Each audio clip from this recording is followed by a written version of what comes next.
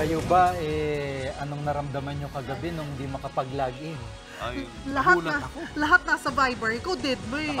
Pero nagulat ako. Ano to? Phishing ba to? Akala ko na-hack na. Karamihan gano'n yung na-hack, di ba? Ako hindi ako kinabahan. Kasi nakatulog ako kagabi. Maaga ka natulog.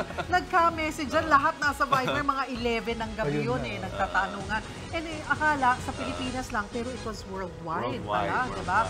At hindi lamang po talaga ang mga taga-Facebook ang napareact, kundi pati ang owner ng social media platform na X. Eto pa, nagsilipatan kasi roon ng mga Facebook user. At ang iba, dinaan yan sa mga meme. Panoorin po natin sa report dito. Social media is life. Kaya naman, marami ang nagpanik!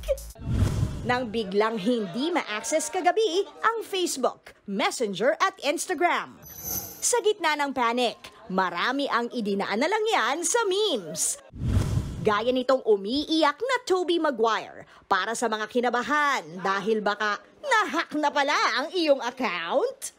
Ang nakakatawa pa, tila naging evacuation center ng Facebook users ang Twitter o X account. Napapost pa nga ng litrato ang owner ng X na si Elon Musk. 4 na penguin na nagre-represent ng mga social media platform. Ang ex-penguin, sinaluduhan. Napa-facepalm naman dyan ang ex-parody account ng Facebook founder na si Mark Zuckerberg. Sabi naman ng mga halatang 80s at 90s, ibalik na lang ang Friendster. Can't relate dyan ang mga Gen Z.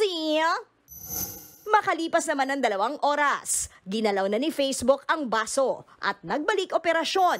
Sabay, sorry. Nagbabalita mula sa Frontline, Laila Pangilinan, News 5. Mga kapatid, Julius Babaw po. Iba na ang may alam at may pakialam sa panahon ngayon. Para sa Frontline ng mga balita, mag-follow at mag-subscribe sa social media pages ng News 5.